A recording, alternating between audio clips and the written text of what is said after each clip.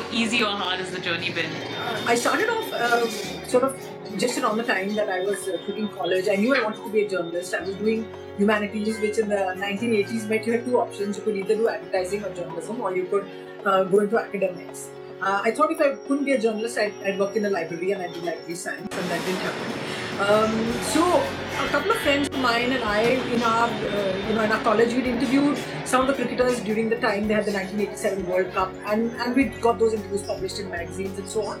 And in a really freak sort of occurrence, I don't think it's ever happened again, Midday newspaper put out an ad saying, we're looking for a sports reporter, because their sports reporter had changed his job. And I applied, and I had that basic reference with me, and then I just sort of jumped in. It was a great place to start. It's like you dive into the deep end.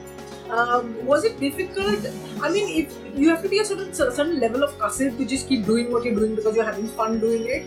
And I guess in that way, I just sort of kept going. I didn't, and people were very good. Whatever you hear about cricket and so on, I'll always be extremely grateful to the sort of tolerance and I'm sure people are surprised because there were no women in sports journalism at all. I'm sure they were surprised to see me turn up at a press box at a whatever, but they just sort of swallowed the surprise, and then they were just tolerant and patient and very helpful. And I remember each and every one of those people.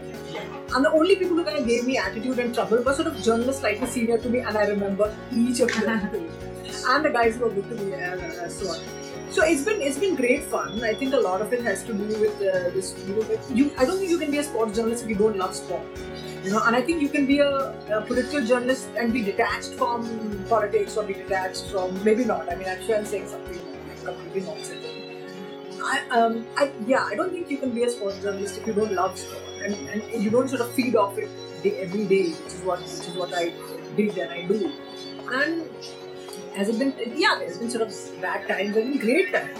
And I'm just really sort of happy that I'm still around and part of the furniture now at auntie kind of age, so it's great fun. So nowadays, obviously, the scenario has changed since when you tried to make it and obviously made it big in the world of sports journalism. A lot more portals have opened up now, and a lot more girls are blogging and speaking about cricket. What do you think about this trend? That's fantastic. I was just so happy when there was female company in the press box. I was just really delighted because it's just what I always want to tell people is the cricket writer, the much sort of respected and the much admired cricket writer Peter Robach, who's now is not alive anymore. He once said, he just looked around the press box and there was Chloe Salto from the Melbourne Age, and there was me, and there was Neeru Gandhi and Elora Sen, who at that time was working for Statesman. And he said, there should be more women in the press box, in the cricket press box, he said. So I said, why? I mean, of course I agreed with him without one. And he just said, Peter had this way of just sort of making these grand pronouncements, sort of like biblical kind of announcements. And he said, there should be more women in the press box because they see more clearly. So I always say that it's great that there are, that there are women around and that they're writing about sport and that they're writing about cricket, and it's fantastic. I just love the fact that there are more of them around, because this is this in journalism, this is the one field that had been, in the late 1980s when I joined. This is the one field in which there were no women.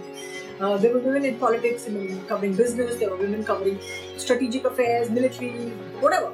And there was no one covering sport. And I'm just glad that there are so many, and that the internet has become a medium for just girls from everywhere to be able to write and speak and be strong in their opinion about what they think. I think it's a great thing.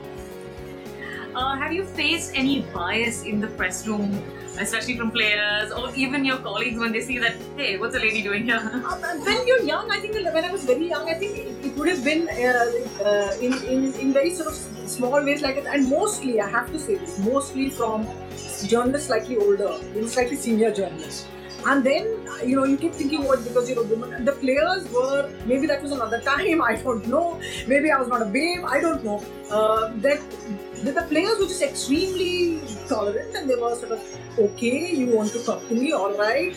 The officials were fine, the scorers were very helpful, and it was usually the journalists. And you do see a sort of older guys. So I then made friends, or because it happens with in any job, is that your peers, that is guys of my age who are my friends, and they also were getting shit from their bosses and shit from somebody else. So it's like we all are suffering together, whatever we were supposed to be suffering. But I had good bosses. I had really sort of patient and bosses who encouraged me. And people in cricket were fantastic.